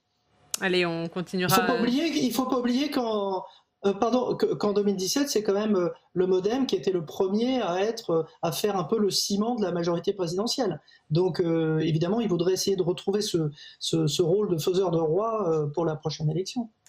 Merci beaucoup Jérôme, on vous retrouve tout à l'heure. On va essayer de retourner à Digne-les-Bains, retrouver Guilhem Ricavi. Guilhem, est-ce que vous nous entendez, directeur des rédactions du groupe La Provence, et je le disais à la une de La Provence, donc ce Covid-19 ?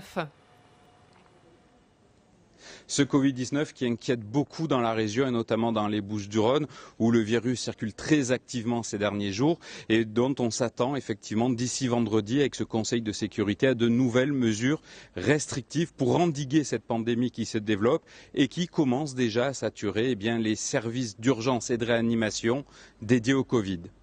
Autre sujet, Guilhem, à la une de La Provence aujourd'hui, ce sont ces affaires de chevaux mutilés. Ces affaires de chevaux mutilés, effectivement, que l'on voit partout en France, ces chevaux attaqués, mutilés, sérieusement blessés. La région ici ne fait pas exception à la règle et cette situation provoque l'inquiétude, notamment en Camargue, où les éleveurs de la race de chevaux Camargue, très spécifique à la région, redoutent eux aussi que leurs bêtes soient mutilées de la sorte. Grosse inquiétude chez les éleveurs et on fait le point sur ce phénomène qui a pris une ampleur nationale sans réelles explications aujourd'hui. Et Guilhem, à lire également aujourd'hui dans les pages de La Provence, des gens qui quittent Marseille. Le confinement a donné des idées à certains. Oui, le confinement, effectivement, a donné l'idée à bon nombre de Marseillais, et même d'ailleurs sans doute dans d'autres villes de France, l'idée à de jeunes couples, par exemple, de quitter la ville où ils étaient pourtant installés, dont ils étaient souvent originaires, pour retourner à la campagne. C'est pas le bon mot, puisqu'ils n'y étaient jamais véritablement allés, mais on fait le portrait, en tout cas, comme ça, de couples, de familles qui se sont dit, profitons de cette période de confinement, qui nous a remis en perspective les vrais sens de la vie, les véritables choses importantes. Et donc le portrait de ces gens qui aiment la ville, qui aiment profiter des services de la ville, mais qui au final sont tout aussi heureux à la périphérie de Marseille, que ce soit à l'eau, que ce soit à la Roque d'Enterron, dans des zones un petit peu plus campagnardes, où, nous disent-ils, on a enfin le temps de vivre et où on est également à l'abri de ce coronavirus. Et tout ça, c'est donc à lire aujourd'hui dans les pages de La Provence, dont on revoit la une consacrée au Covid-19, des décisions difficiles attendues. Merci beaucoup, Guilhem, d'avoir été avec nous depuis Digne-les-Bains. On vous retrouve avec grand plaisir jeudi prochain. On va voir ce qu'il y a à la une de vos autres quotidiens régionaux aujourd'hui avec Steve Jourdain.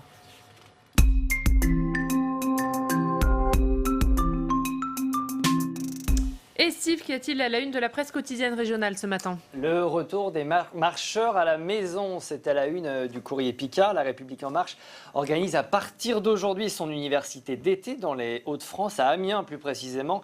200 personnes sont attendues, ça fait beaucoup de monde en période d'épidémie, mais l'AREM l'assure, tout a été fait dans les règles de l'art pour garantir la sécurité sanitaire du rassemblement. Notez que Jean Castex, qui devait faire le déplacement, a été contraint de décliner. Le Premier ministre est un cas contact, il est à l'isolement. Politique toujours à la une de la presse aujourd'hui, ce déplacement d'Emmanuel Macron sur l'île de Beauté. Le président a rencontré des élus hier à l'occasion de l'anniversaire de la libération de la Corse en 1943. La Corse qui résiste, titre Corse ce matin.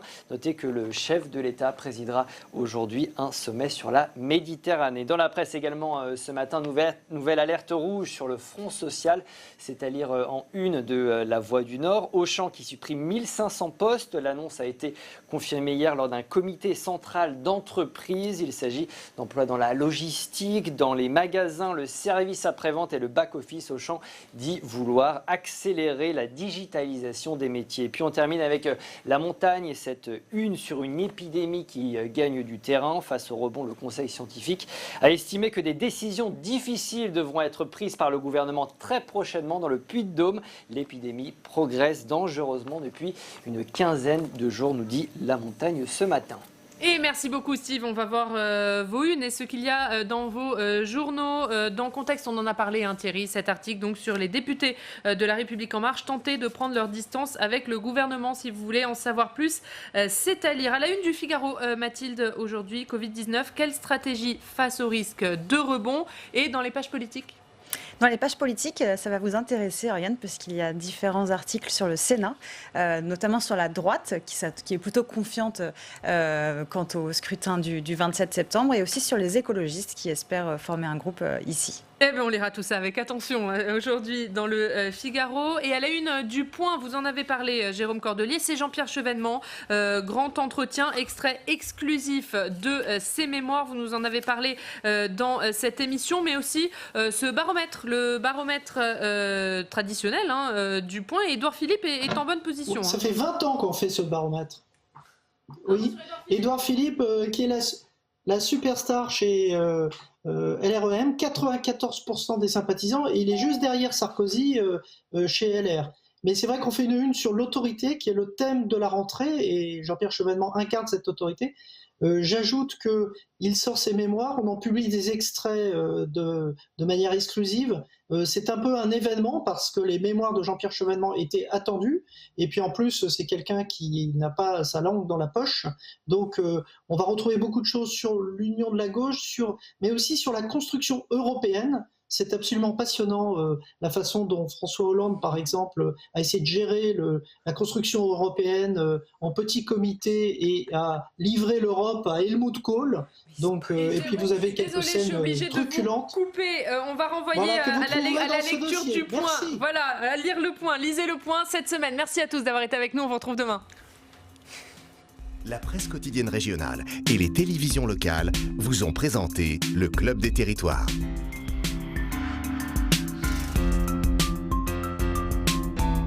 La Mutuelle nationale territoriale, la mutuelle des agents des services publics locaux, vous a présenté le Club des Territoires. Engie, acteur engagé dans la transition zéro carbone des régions, vous a présenté le Club des Territoires.